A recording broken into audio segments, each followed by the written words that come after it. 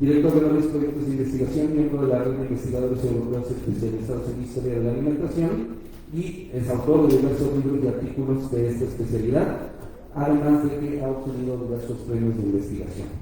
Y por parte de México, un integrante del Conservatorio de la Cultura Gastronómica Mexicana, Javier González Vizcaíno, profesional con formación en Administración de Empresas, Hotelería, Calidad Total y Finanzas, con experiencia en la Dirección General del Sector Hotelero y en tareas académicas en escuelas culinarias. Es fundador y director de Culinaria School en Tijuana, asesor y socio de Evergreen Express, y ha fundado varias iniciativas culturales como la Escuela Libre de Arquitectura, el Conservatorio de la Cultura Gastronómica en el capítulo Baja California y el Baja Culinary Fest, además de que es presidente de una organización turística.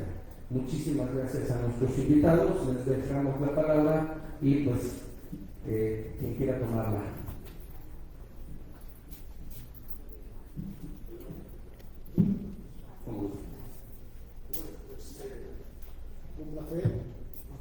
Un placer estar aquí en este foro internacional. Expresar mi gratitud por haberme invitado para participar, para aportar en la medida de lo posible algunas discusiones sobre la gastronomía del Camino de Santiago, poco española en general, y los concomitantes que pueda haber con este mundo mexicano, mesoamericano. Gracias a Gloria por su protagonismo en todo este evento y por todas las personas del comité. Aquí viene el Camino de Santiago, que tiene el reconocimiento de patrimonio material de la humanidad. Está considerado como una de las vías que forjan la identidad europea. Tiene sobre todo el camino tradicional, que es el francés, y que, tiene más de 1000 años de historia. Es también un camino cultural europeo, reconocido como tal, y ha sido un vehículo para transmitir por los países diversos por los que atraviesa, no solo Francia, también Alemania, y el sur todo el sur de España, puesto que al camino clásico francés se le han sumado otra serie de itinerarios, otros caminos, hoy es algo plural, que desde Andalucía, desde Portugal, incluso por el mar, coinciden en ese epicentro que es Santiago de Compostela y su catedral. Podemos ver la diapositiva, seguramente, de la catedral de Santiago de Compostela, a ver si es posible proyectarlo. Y Santiago es, por lo tanto, una ciudad no muy grande, supera a duras penas los 100.000 habitantes, pero es la ciudad del apóstol Santiago, uno de los apóstoles más importantes, que según la tradición, la leyenda, se ha enterrado en esta ciudad, y un campus estelae, unas estrellas en el cielo, ciertos signos, regalaron los pastores, las tradiciones típicas del cristianismo, el lugar en que fue enterrado Santiago Apóstol. Es una leyenda, pero en base a esta leyenda se ha erigido una hermosísima y impresionante catedral de traza románica y un complemento primordial barroco, y que bien, aquí tenéis la serie de caminos que mencionaba antes, porque se refiere a España, también hacia Europa encontraríamos otras muchas vías, es por lo tanto multipolar, ¿verdad? Variopinto, diverso, el magnetismo, la atracción que ha suscitado en lugares muy diversos. Vemos la catedral, ahí está una imagen de la catedral un poco borrosa y difuminada, pero se aprecia la belleza y la traza barroca, que es una metáfora o una condensación de nuestros vínculos iberoamericanos. Esto es la encarnación de la trascendencia económica que ha tenido un cultivo, el maíz. El maíz llega a España en el siglo XVII, sobre todo Mesoamérica y México, y provoca una auténtica revolución agrícola y demográfica, y indirectamente económica. Se multiplica, porque es mucho más productivo que el mijo menudo tradicional que existía desde la prehistoria en ciertas localidades de España, en particular en Galicia, donde se encuentra Santiago de Compostela, la Universidad de Santiago, a la que pertenezco, y bueno, este cultivo tan rico, tan fecundo, multiplica la productividad agrícola y por consiguiente también la demografía. Hay un antes y un después de la llegada del maíz, más incluso que del tomate, otra cosa que ha influido mucho en la economía. Y bueno, la Iglesia Católica cobra el diezmo de todo lo que producen los campesinos, y con ese impuesto, con lo que recauda, ha erigido un mosaico numerosísimo de templos por todo el mundo, por toda España, en Galicia en particular, y en la catedral. La catedral es una expresión, la fase barroca de la catedral del siglo XVII y XVIII es una expresión del auge del maíz. Bien, esta ciudad legendaria, que ha sido capital europea también, tiene ese magnetismo, esa importancia, y hace que las gentes se trasladen hasta ella. También de Iberoamérica hay muchos mexicanos, peruanos, de todos los países que van hoy en día no por el camino tradicional, sino últimamente por avión. Y ahí llegan ingentes cantidades de personas que buscan, la motivación es diversa, la tradicional era espiritual. La gente, es una historia de culpa y perdón. La gente pecadora, que no. Y a partir de eso, en Santiago, el obispado consigue del papado una bula especial con un perdón del popó. Ahí se perdona cualquier pecado mortal gordísimo. Y entonces los pecadores de Europa, que son multitud, ahí se desplazan en busca de ese perdón jacobeo, esta es la motivación tradicional. A ella se suma, desde hace 1000 años, a ella se suma, por cierto, que Alejo Carpentier tiene un relato muy bonito que se llama La Vía Láctea, porque el Camino de Santiago francés tiene un recorrido, un itinerario que en el cielo se compagina con ese camino de la Vía Láctea. Es una cosa muy singular, y Alejo Carpentier lo expresa muy bien en una manera de título o homólogo. Y digo que a estos caminos y a estas experiencias espirituales se suman otras a lo largo de los siglos, y en especial en los últimos 100 años, que son de tipo más cultural, últimamente más turístico, y esta también, y esto ha sido siempre así, y esto es el códice calixtino de la medieval, la picaresca. Gente que hace el camino porque sale barato, y porque hay albergues subvencionados, en principio por la Iglesia Católica, y monasterios que daban de comer a los peregrinos. Y esto era una forma de viajar por poco dinero, y encima aprovechando los recursos que se encontraban a su paso, robando uvas o lo que fuera. La picaresca, que es parte de la historia universal, no de la infamia, pero sí del aprovechamiento. Bien, luego también, de motivos turísticos, está muy fomentado por las instituciones, por el gobierno autonómico, la Xunta de Galicia, esto es esencial, y también por esta nueva espiritualidad, New Age, gente que busca encontrarse a sí misma, se siente atraída por este foco de energía que desprende la tumba ficticia del apóstol Santiago como lugar de intensa potencia energética. Esto también es un foco de atracción muy importante. Estos son los motivos fundamentales, y hay también una gastronomía en el camino, muy particular, ¿verdad?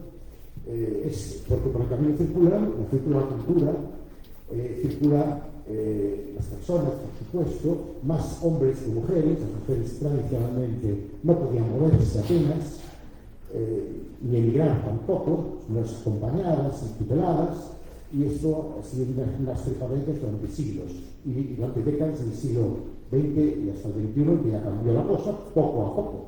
Entonces, ha tenido un componente masculino primordial, pero crecientemente femenino también. Bien, y digo que la gastronomía es lo que también ha transcurrido, lo transitado por este camino. Por ejemplo, la entrega a la bordelaise es un plato muy típicamente francés, que ha llegado al norte de España, a Galicia singularmente, es un plato importante, ¿no? Bueno, la gastronomía del camino pues tiene la impronta previsible en un lugar espiritual, religioso, vinculado pues, a los monasterios, también a la nobleza y a los ricos que en el tránsito del camino daban cobijo y alimento a los que transitaban por él, ¿no? Y entonces la Iglesia Católica estipula aproximadamente 120 días al año de vigilia y otros complementos que restringían la alimentación. Entonces, bueno, esto unido a que es un camino de penitencia, de austeridad, pues es normal que la alimentación en el Camino de Santiago fuese eminentemente vegetariana. Esto es lo que más armoniza con la austeridad, con el trabajo del espíritu y del cuerpo, ¿no? Por tanto, poca carne, muy poco. En los monasterios hacen la llamada gallofa, que es una especie de sopa bastante completa, pero fundamentalmente de verduras. Esto era el esencial. Luego está el pan, por supuesto, el queso, la empanada, alimentos fácilmente transportables y cortables,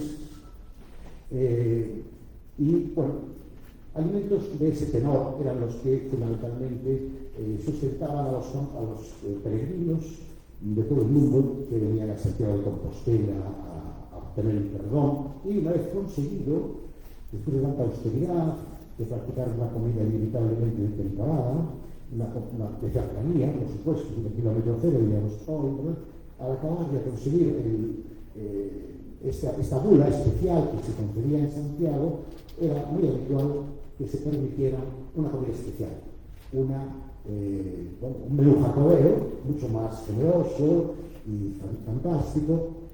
Y bueno, yo tuve la oportunidad, por encargo del Hostal de los Reyes Católicos en Santiago, de elaborar un menú jacobeo con arreglo a estas premisas, a estas características propias de un camino espiritual tradicional como es el de Santiago.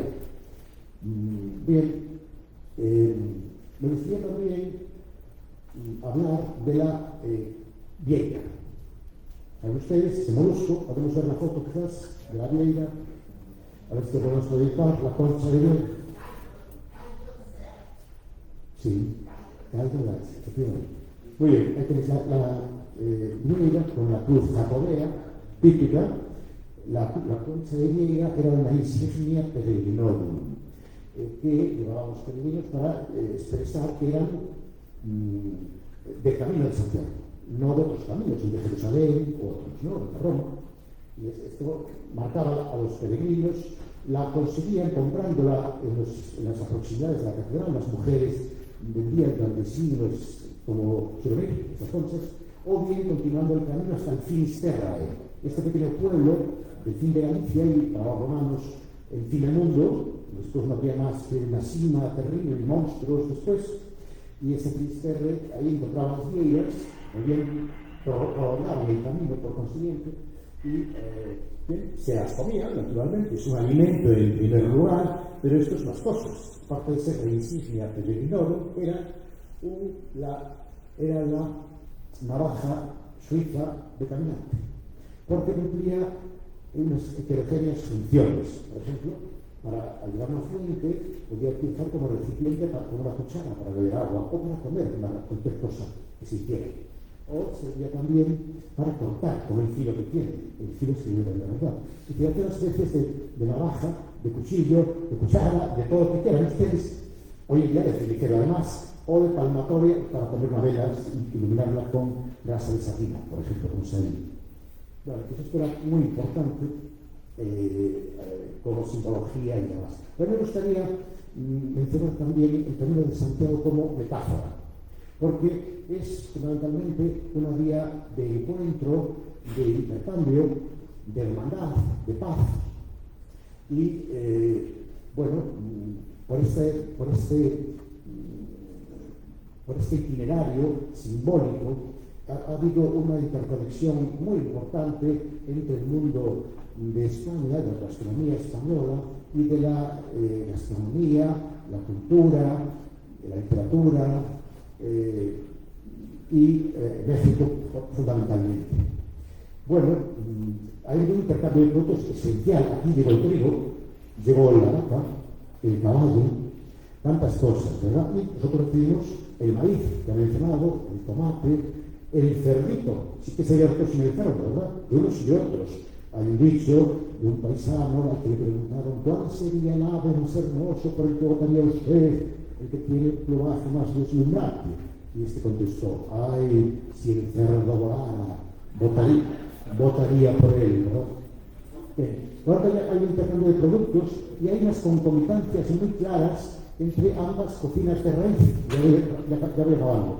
Y es que la cocina tradicional de España es la cocina de mujeres, con una marcada impronta femenina. Mujeres que han estado tradicionalmente discriminadas como personas que comparten alimentos en el seno de la familia, es decir, las mejores raciones y más abundantes y mejores han sido siempre para la cabeza de familia, para el varón. Las mujeres tradicionalmente aquí y allí se han sacrificado por los hijos y por el marido, tradicionalmente. Es decir, han tenido menor alimentación y se han sacrificado y han comido siempre la cabeza del pescado, el que les gusta, o la parte quemada del arroz.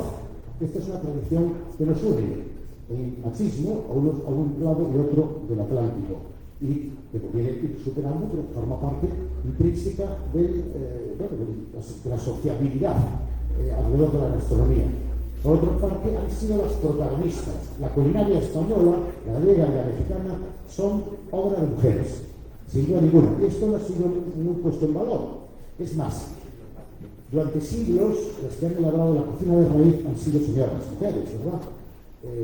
Y han sido muy creativas, han fraguado una cocina muy satisfactoria que nos complace a todas y todos y que resiste el impacto del fast food y otras cosas, porque la gente está muy contenta con esa cocina de raíces sobre la cual se puede innovar y crear después, que de eso se trata, de avanzar la gastronomía con ambos pies, con ambos pilares. Preservación de la tradición, desarrollo, conocimiento y al mismo tiempo innovación, creación. Decía nuestro gran Álvaro Conqueiro, uno de los grandes escritores, por ejemplo, de la cocina cristiana del Occidente y otros de la cocina gallega, bien escrito, alabado por Fernando Savater como obra literaria excelsa, decía que en la gastronomía los seres humanos han puesto más imaginación todavía que en el amor y que en la guerra, en la cual han puesto mucha creatividad. Bien, pues las mujeres han sido muy creativas y muy conservadoras de esta cocina. Y ahora, bueno, como bien sabemos todos, cuando se inventa el restaurante moderno, que es algo que surge en la Revolución Francesa, cuando los nobles, los cocineros distinguidos de la nobleza, se quedan sin trabajo, porque los nobles se exilian o pierden la cabeza, surge la burguesía y nuestros cocineros se especializan en darle de comer bien a los nuevos gastronomía, la burguesía. Y ahí surge el restaurante contemporáneo, en el siglo XIX, antes muchísimo. En paralelo con la casa de comidas tradicional, llegan mujeres, cocineras. Bien, pues como el restaurante, poco a poco se va prestigiando el oficio y retribuyendo lo mejor. Y en ese momento se produce un viraje, y es que los hombres se acaparan sacerdotes de la profesión.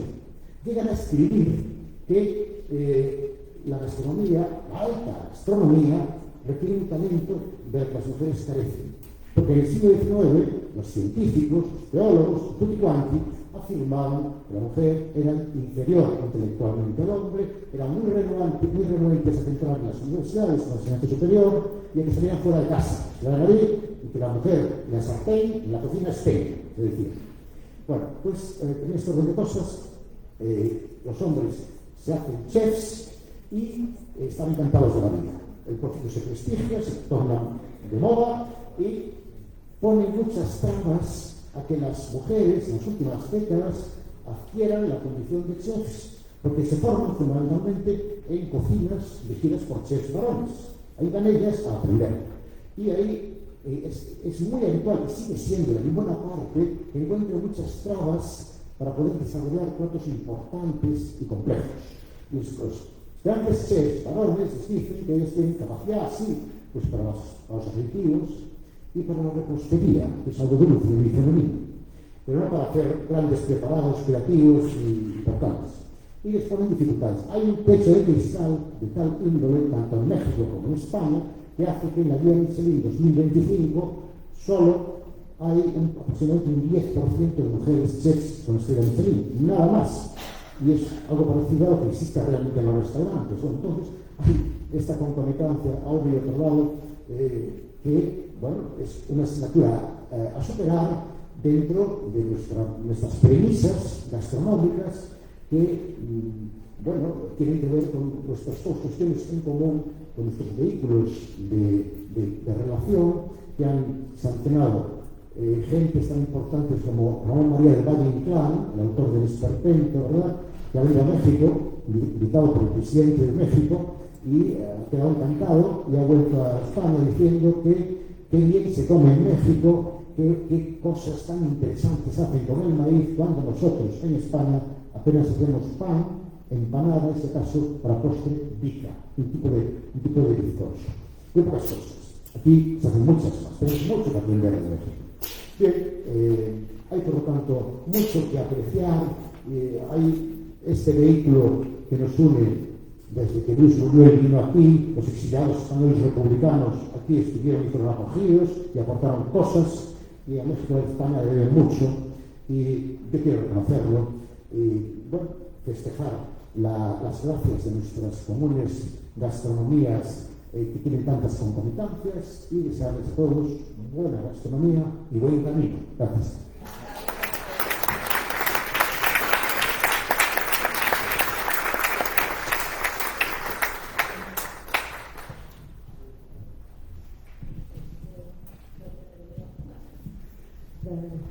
Eccomi di nuovo, grazie per questa bella presentazione che abbiamo ascoltato.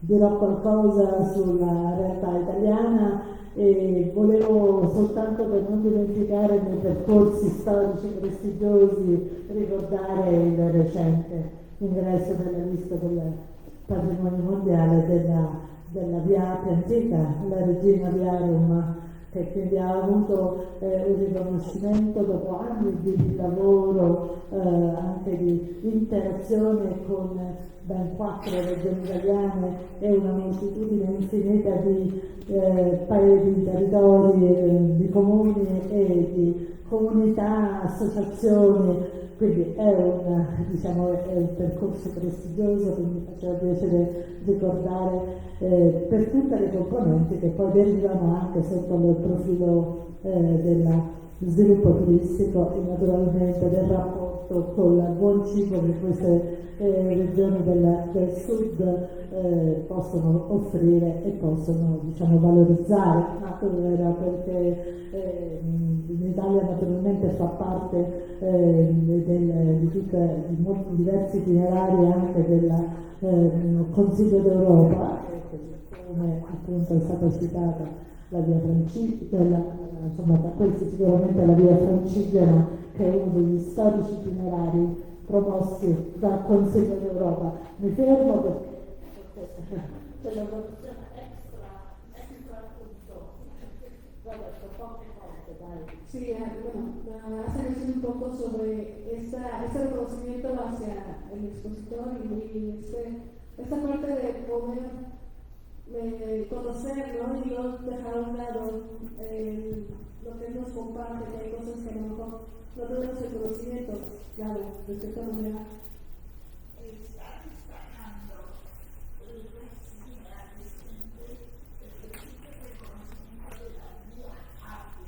Via Appia, Regina Viarum, Via Appia Antica. Da Roma fino a Brindisi.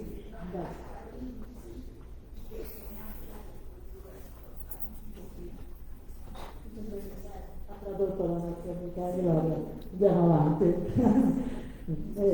Volevo dire queste volte, e vabbè, insomma, come è immaginabile, ogni regione italiana ha propri percorsi gastronomici di particolare interesse legati anche alla componente culturale. Questo in generale. Pues de cierta manera cada región italiana, como es natural, tiene especialidades y las cuales nos proponen ciertos recorridos enogastronómicos para descubrir la cocina local y acompañada de alguna manera con la narración de historia, cultura y tradiciones locales.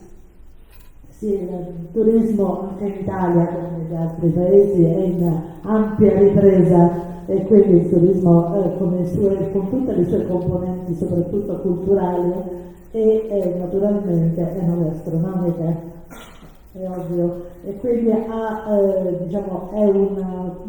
un intreccio naturale tra cultura, natura e quello che possono offrire di specifico i singoli territori della rispettiva tradizione enogastronomica.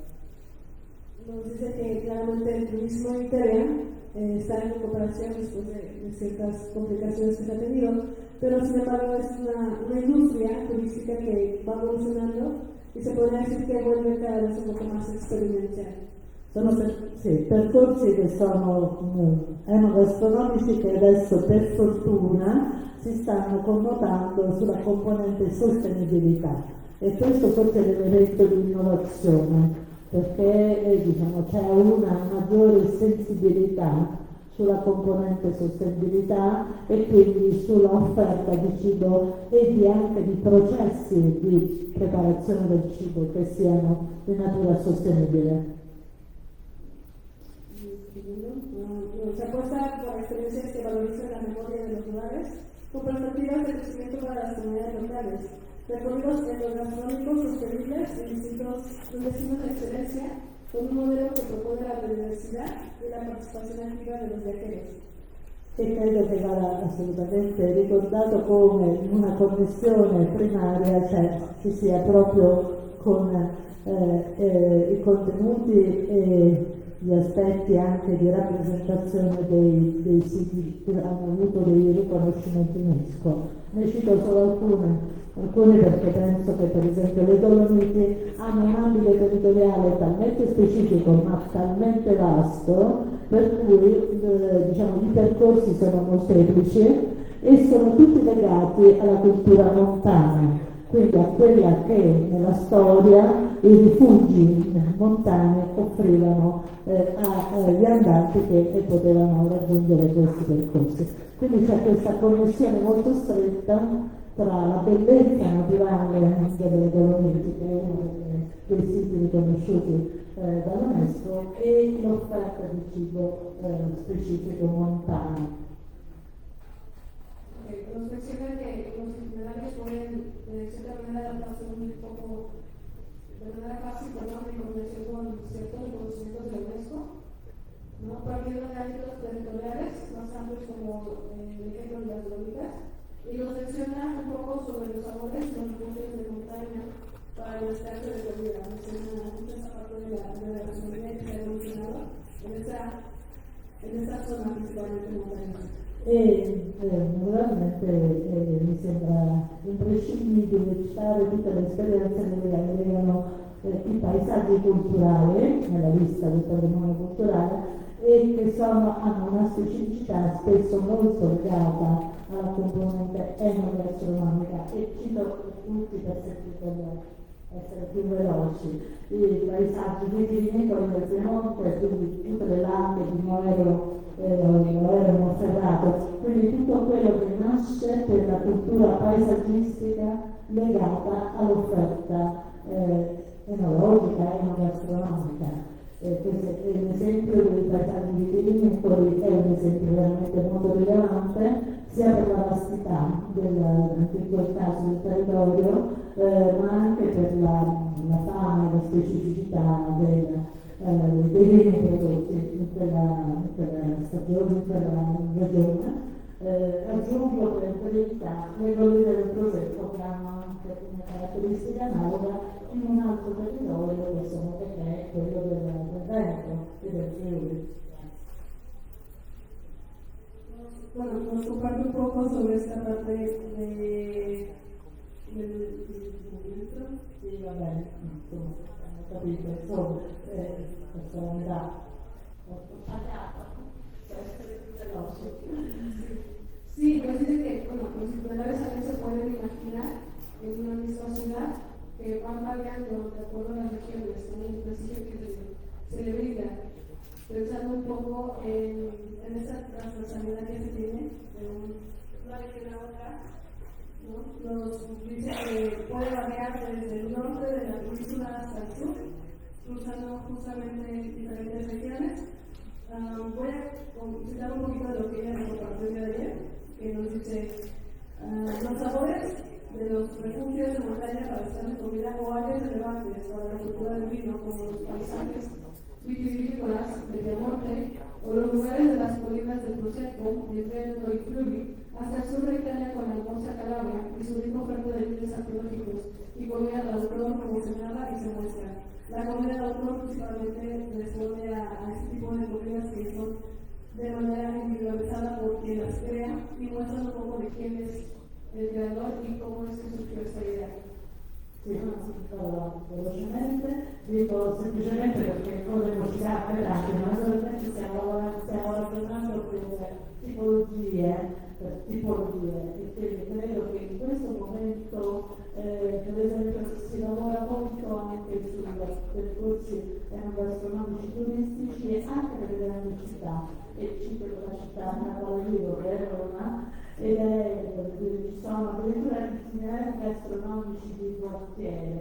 Allora è chiaro che l'offerta di una città importante come Roma dal punto di vista culturale insomma, è evidente, però si sta affermando una cultura che è quella di far conoscere anche lo sviluppo della cucina, di tutta la filiera enogastronomica legata alle visite della città. E quindi questa è un'altra, è un'evoluzione dell'offerta turistica che potrebbe essere interessante e sicuramente ci darà anche in altre grandi città europee. Segnalo che è un elemento diciamo, che si sta caratterizzando anche altre realtà italiane, quello di offrire oltre alla visita culturale anche una partecipazione alla realizzazione, alla creazione del cibo. Quindi è un'offerta che si sta evolvendo anche in questo senso, cioè di organizzare degli stage anche di poche ore o di poche giornate che diciamo così conoscono l'offerta culturale gastronomica. Sí, justamente hace mención un poco sobre el lugar donde ella viene, que es Roma, nos menciona algunas de estas riquezas que pueden proporcionar. Entonces, el sitio de Roma, con su prestigio secular, donde se proponen itinerarios o rutas de carreteras gastronómicas, en los barrios de Roma, desde Castellare a Setacchio, la Rotella, Río de Fonti, el Crucero. Y de manera general, nos menciona un poquito que están en esta evolución de construir poco a poco esta gastronomia e ir desarrollando alguna mejora. Bene, chiudo dicendo che naturalmente abbiamo delle realtà legate proprio alla convenzione del 2003, che è quella del patrimonio materiale, che è tutta connessa appunto alla sostenibilità e alla qualità della produzione e del lavoro che affianca questi riconoscimenti come quelli della dieta mediterranea, come la coltivazione del cervello, e volevo dire che è una cultura popolare che si innesta nelle tradizioni, quindi sapori, usanze che vengono facilmente declinate in piatti della cucina tradizionale, ma con riferimento ai luoghi di studio, e quindi sono anche quei luoghi che sono amati dalle persone che li vivono e nello stesso tempo diciamo, definiscono una narrazione culturale che viene poi recuperata per fortuna anche dalle formule più recenti di visita turistica. Ecco, questi elementi credo ci facciano ben sperare per diciamo, una riqualificazione anche di questi percorsi turistici ed è un lavoro che quello che poi ci accomuna in queste giornate e che penso che dovremmo fare sempre più e sempre meglio insieme. Grazie.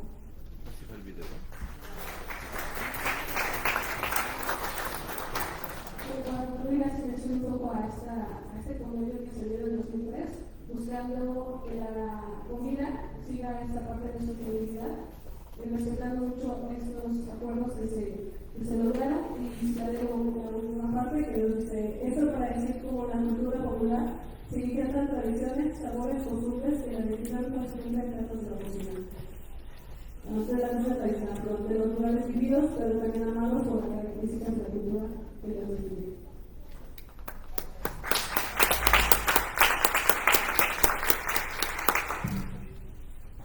Muy bien, pues muchas gracias, Javier, y a todos los participantes a esta jornada. Voy a pedir que se pongan su cinturón de seguridad. Vamos ahora a ver una de las joyas de la corona de las rutas en México. Hay varias. Tenemos, por supuesto, la ruta de cacao, la ruta del tequila, tenemos la ruta de los pueblos mágicos, en fin, México felizmente tenemos muchas, pero hoy por hoy la joya, la gema de la corona es indudablemente la ruta del vino. La ruta del vino, que está en Baja California, y con una accesibilidad maravillosa, de cualquier punto de la República pueden volar a Tijuana. Tijuana es hoy en día el cuarto mayor aeropuerto en importancia en México, después de Ciudad de México, Cancún, Guadalajara, está Tijuana. El año pasado recibió 14 millones de pasajeros. Es indudablemente uno de los más funcionales, de los más nuevos y los más bellos. Ahí iniciamos en una cómoda unidad, una cómoda camioneta. No hay que ver si el cinturón. Digo, no pónganse los dedos porque no quiero sustos en el camino, así que más vale que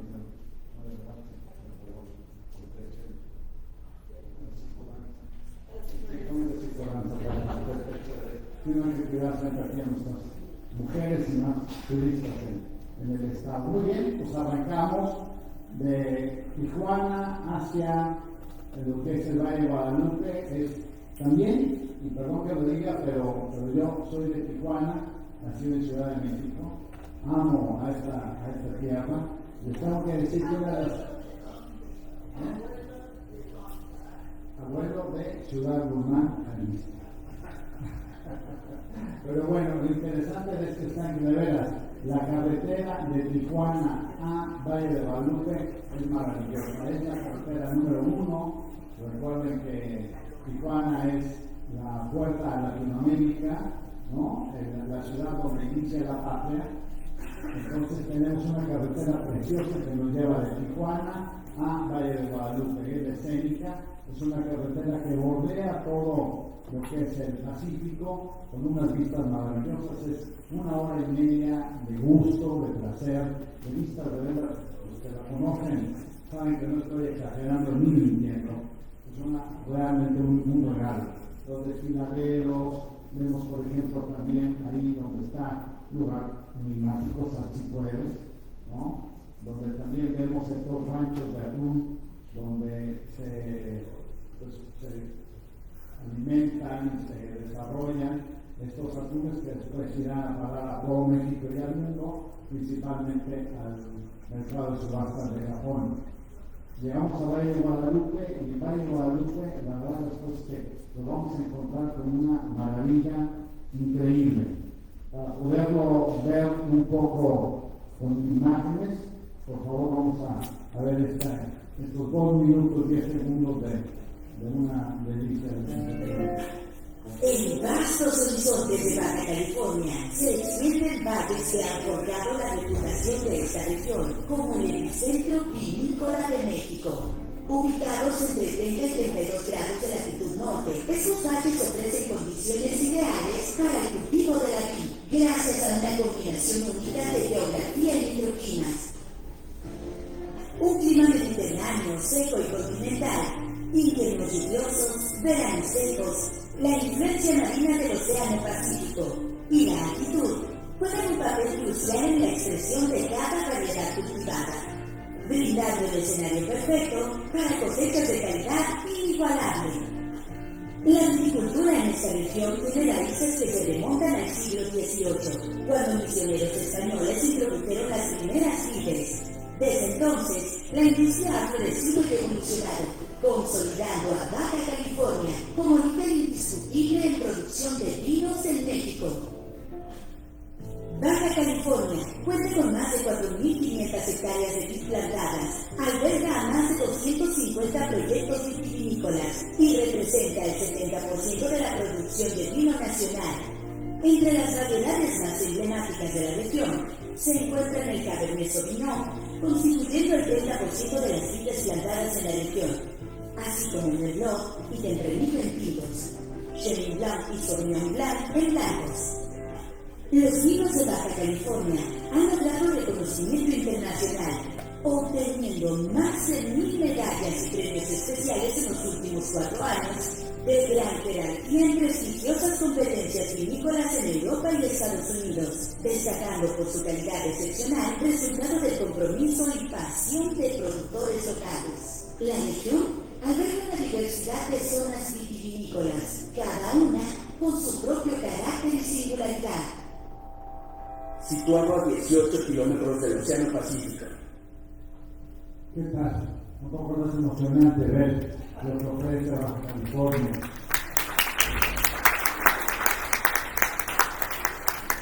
La verdad es que estamos hablando de un territorio espectacular, mágico, maravilloso, muy generoso en cuanto a todo.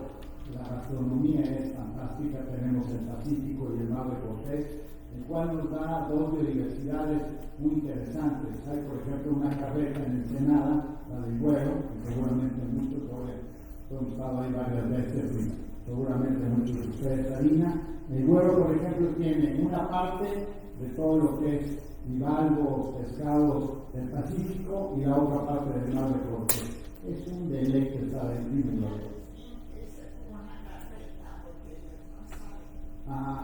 una carreta es un lugar en la calle, digamos, un lugar popular en donde se cuidan siempre las condiciones de temperatura, etcétera, temperatura pensando, y obviamente lo que manejan ahí son cuestiones perecederas de mucho cuidado, ¿no? Sobre todo pescados, mariscos, los cuales se preparan de muchas maneras, se sirven generalmente en unos platos de plástico, digamos, para poder tener salsas. Recuerden que nosotros terminamos la comida en el plato, ¿no? A diferencia de Europa, en donde el plato llega a la mesa y así se come, y bravo por eso, pero acá los platos se terminan en el plato.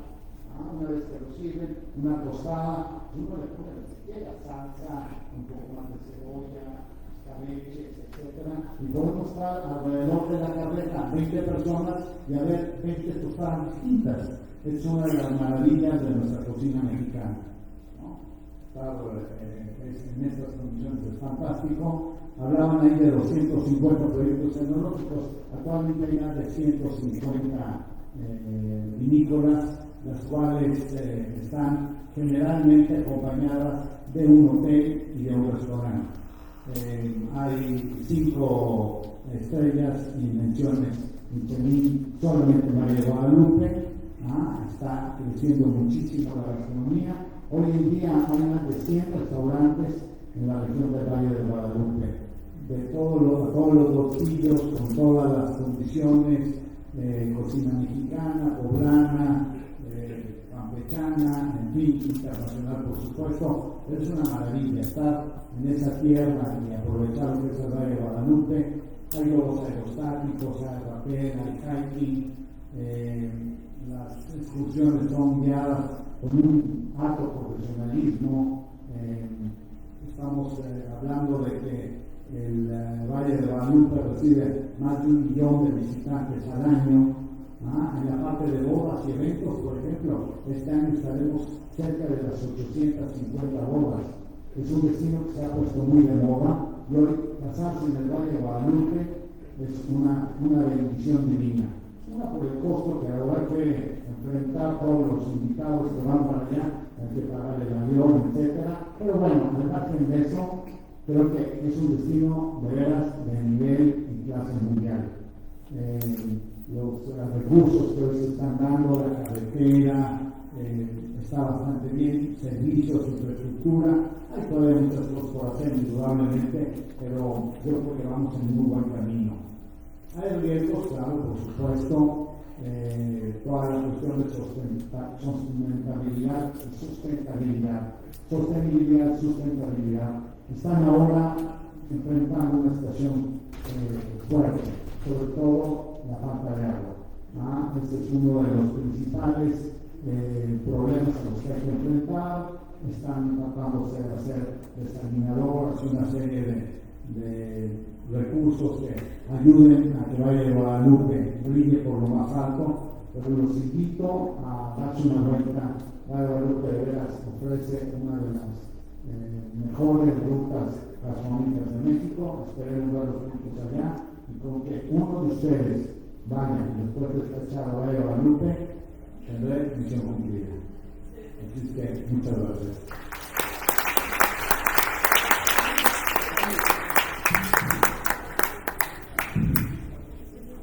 Don Raúl Guerrero, nada más porque hay alguna pregunta, duda, queja. Pregunta.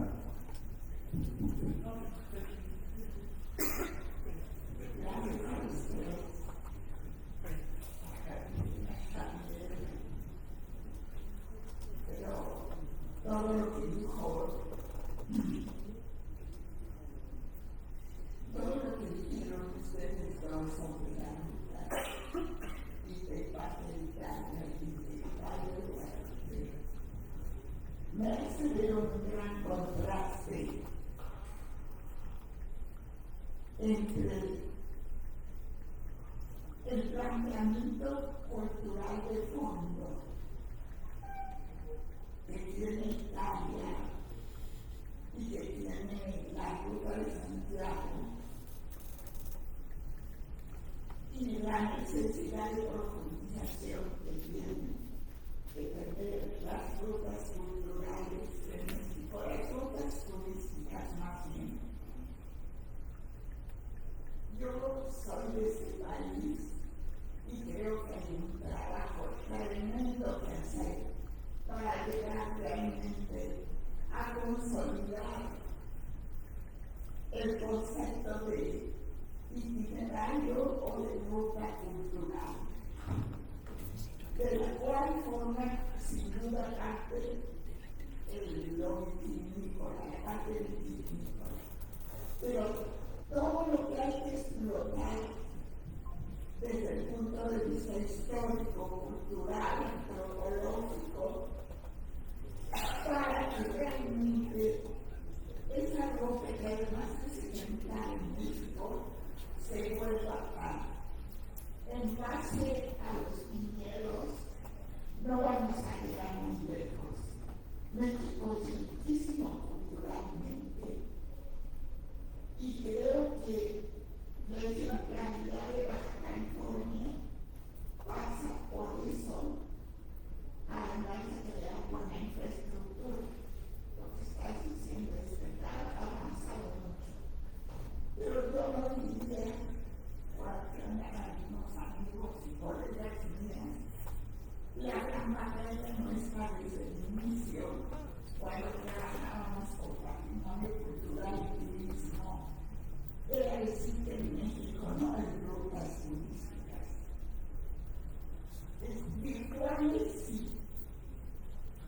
pero en los hechos no hay forma que circulen los turistas de manera organizada y bien estructurada. Faltan transporte, faltan vías de acceso, falta mucho más trabajo de planificación para darle un sentido conceptual y temático a los itinerarios. En fin, etcétera, etcétera, etcétera, vamos a mencionar. Creo que has vuelto el gran promotor del debate de Guadalupe siendo necesidad nacional, y eso yo creo que lo tiene que agradecer el gobierno de Baja California. Es el ejemplo, pero estamos muy lejos de ser itinerarios culturales. No, totalmente de acuerdo, nada más. No se nos olvide que la ruta del Vino es una ruta realmente muy joven. Inicia, se empieza a gestar en 1980, realmente en el año 2000 surge con mayor fuerza de estructura. Estamos hablando de 25 años, pero fíjate qué interesante. Tenemos un museo del vino, que ahora está ahí, por ejemplo, el restaurante H de Diego Hernández, que también da parte de esa cultura y parte de todos los antecedentes desde la llegada de los españoles, por supuesto, realizando estudios totales, obviamente los carmelitas, todas las jóvenes que estuvieron por ahí. Y también es importante destacar que se cuentan ya con varias galerías de arte, lo que antes era una fiesta del vino, hoy en día tiene también un poco más de contexto cultural, histórico, social, de comunidad. Entonces, a una población también tan pequeña como la que forman se llaman valles de Guadalupe, pero realmente son los valles de Ensenada, son 9 valles de los que la conforman. Es una población todavía en donde incluso en la cuestión de estudios todavía está en una etapa muy primigenia, muy precoz, todavía estamos ahí, pero totalmente de acuerdo contigo, hay que trabajar en eso y darle más forma, estructura y sentido a las rutas. Y no me refería a la tuya, me refería a los proyectos de las culturales en México. Muy bien. Bien, a ver, Javier, y acá hay otra participación pública. Bueno, lo que señalaron es primordial. La ruta no pensó ser únicamente un recorrido en el cual pues, existan paisajes, que es muy importante, y el paisaje que se come, la gastronomía, el territorio, y el vino, naturalmente, con una queja. Es fundamental, pues, todo el imaginario colectivo que se crea alrededor de un itinerario y la impronta artístico-cultural, que puede ser bipolar. Por un lado, por un lado, la cultura tradicional popular. Entonces, recoger las leyendas, los cuentos populares, las tradiciones y mostrarlas en exposiciones, en publicaciones, en códigos QR, en internet, darles visibilidad, contarlos e incluso tenemos contadores en hoteles, en albergues, en galerías de arte, hay gente que cuenta esas leyendas contando con las personas que las han protagonizado, con las personas que las han generado o divulgado. La música es fundamental. Las músicas populares pueden existir en ese entorno y la música culta. Ahí está Ángel de la Reina, que ha hecho un trabajo excepcional con música de Compostela, como estación Terminus del Camino de Santiago, y exposiciones y experiencias musicales que se han hecho hablando del camino, la música y el camino. Entonces, por un compartido comunista local, por un lado, y internacional, por otro. Por lo cual, un museo se entiende y se protege. En fin, la cultura, por ejemplo, ofrecer estancias para pintores para que encuentren una creativa de ese paisaje, de ese mundo, de esa sensibilidad y exponerlo en la vida de la zona. La poesía, otra cosa importante.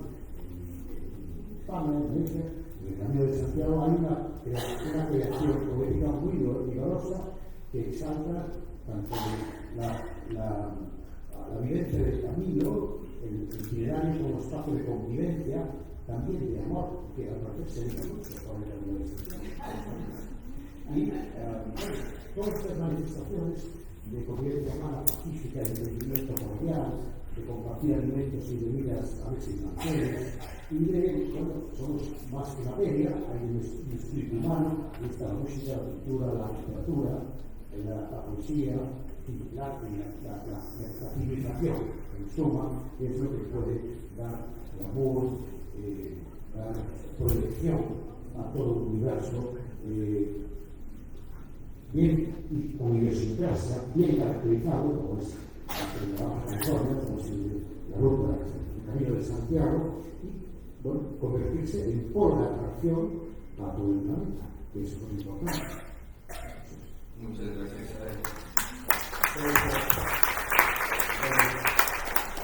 Buenas tardes, Héctor Rodríguez. Primero agradecer a los tres el ejemplo que nos traen para que lo conozcamos. Y solo una puntualización, efectivamente traemos ya largo tiempo discutiendo este asunto de las rutas en México. La gran diferencia con Europa es que en Europa son instrumentos de ordenamiento territorial, están pensadas desde la perspectiva de desarrollo territorial en general o desde una perspectiva cultural, lo cual las hace tan ambiciosas y tan exitosas. Lo que yo nada más quería destacar es que el caso específico de la ruta del vino, que es que no la única ruta para el gusto de México que efectivamente funciona, es que no es una propuesta del Estado, es una propuesta de la propia sociedad civil y que, como buena sociedad civil, a lo mejor no tiene los recursos académicos como para concebir una ruta en todas sus posibilidades, como es el caso de Santiago y de cualquier otra ruta europea que además tiene todo un sistema en ese sentido fantástico, y que hay que reconocer que un puñado de restauranteros y de productores de vino empezaron a tratar de hacer algo y ahora han logrado comprometer al Estado. Entonces, este es un ejemplo interesante y yo creo que hay que señalarlo, y porque es el único caso en México donde verdaderamente una ruta se la ha apropiado la población y la sociedad civil, y eso creo que es lo que hace que tenga éxito. Es todo un comentario. Y gracias de verdad, porque los ejemplos italianos y españoles son ejemplares, y deberíamos aspirar a algo así de ambicioso como lo dijo. Muchas gracias. ¿Alguien quiere replicar? Io volevo solo sottolineare che mi sembra importante anche l'esperienza del Messico, mi sembra di cogliere anche una componente multinazionale, no?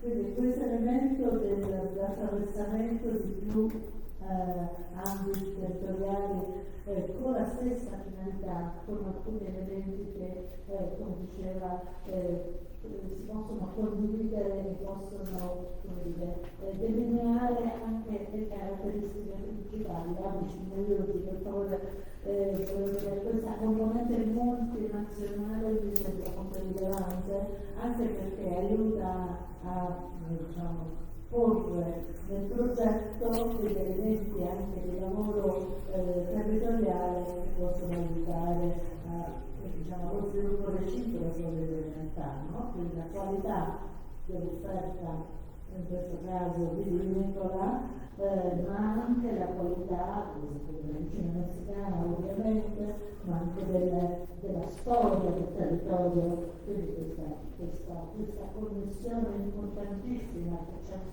molto, scusami se no non mi seguono, finisco solo il concetto. Io credo che questo progetto degli itinerari del Consiglio d'Europa sia molto importante dal punto di vista concettuale, ma anche dal punto di vista della storia della comunità dei popoli, perché il Consiglio d'Europa, sottolinea, non è l'Unione Europea, è un'unione che è un contesto molto più ampio, che comprende sì l'Unione Europea, ma anche tutti i paesi dell'Unione Geografica, fino ad arrivare alla Russia, che adesso ha la sospensione, però speriamo che se rinsanisse di entrare a forza di entrare. Volevo citare questo concetto della multinazionalità.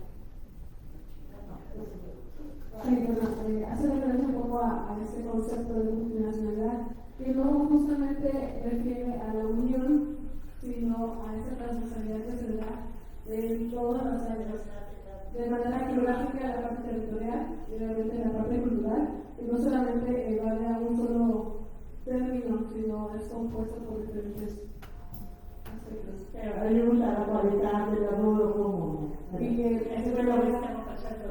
nos brinda todo eso que está haciendo aquí, nos da este amplio, pues nos ayuda de cierta manera para tener este conocimiento de comunidad y poder así surgir y como lo mencionaba previamente, a lo mejor en México no se da tanto conocimiento de ciertas vías como lo son en Europa, pero de una u otra manera la comunidad ha logrado establecer ciertas rutas que a nuestro beneficio nos ayudan para dar a conocer estos beneficios de nuestra gastronomía y de nuestra cultura. Muy bien, muchas gracias. Una última breve, por favor. Sí, nada más quería felicitarlos a los tres. No he tenido el gusto, pero ya voy a apuntar con Javier a la ruta de nuestro país. Pero sí he tenido la oportunidad de ir ya en 3 ocasiones a la ruta de Camino a Santiago, 2 veces a la francesa y 1 vez a la ruta del norte. Y una de las cosas que más me llamó la atención fue conocer en Ocerreiro a Elías, ¿no? Que finalmente es una persona que, amante del Camino de Santiago, que salió con una cubeta de pintura amarilla a poner las flechas por todo el camino, como una parte de iniciativa propia, ¿no? Y a raíz de eso entiendo que se tomó mucha más relevancia por parte de las autoridades para señalar la ruta como algo realmente de mucho valor, y cualquiera de los que no han estado ahí pensaría que es pues tal vez algo monótono. Sin embargo, de las cosas más grandes de la ruta del Camino de Santiago es que pasas por una cantidad de diversidades de ciudad, bosque, mar, por ejemplo con la casa, pero es una diversidad y efectivamente un regocijo de cultura, de gastronomía, de identidad, una parte también de multicultura, porque conoces a muchísima gente en el camino. Y yo, igual que como tú lo comentaste, Javier, creo que el camino y la ruta son una metáfora de la vida misma, ¿no? Como finalmente vamos conociendo gente, algunos se quedan adelante, otros se quedan atrás, al final todos vamos hacia el mismo lugar al final de la vida. Así que felicidades a todos. Muchísimas gracias.